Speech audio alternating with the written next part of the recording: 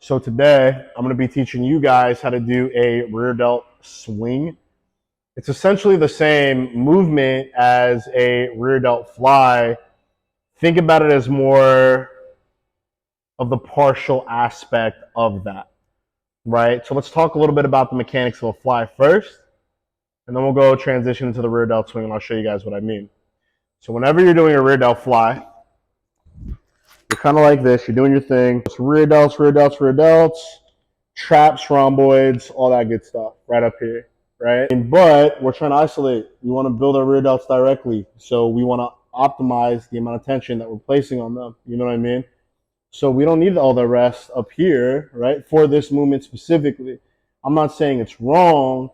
It just depends on what your goal is. There's optimal and less optimal. What's the goal? It is really the question, right? And if your goal is to build better shoulders and your goal is to really isolate your rear delts, this is a movement that can be a staple in your regimen, right?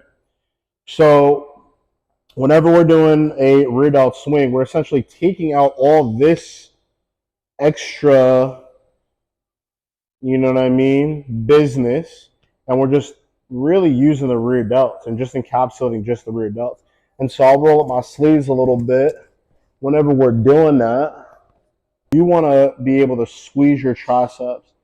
So your triceps in this movement kind of act as like this inhibitory muscle, right? We're not necessarily using our triceps, but if our triceps are squeezing, they get binded, and so whenever like we bring them up, it stops our rear delts.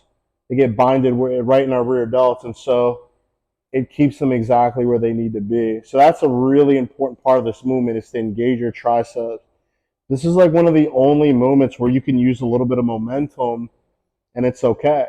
You know what I mean? So what I'm going to do is I'm going to work my fingers a little bit, towards the farther part of the dumbbells here, so I can really make sure I'm isolating my rear delts or putting more leverage on my rear delts. I'm going to squeeze my triceps, and I'm going to kind of act like a seal, right? You'll see as the triceps engage, you see that rear delt really start to fire off.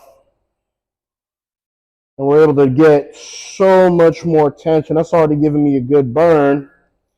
So much more tension with far, far less.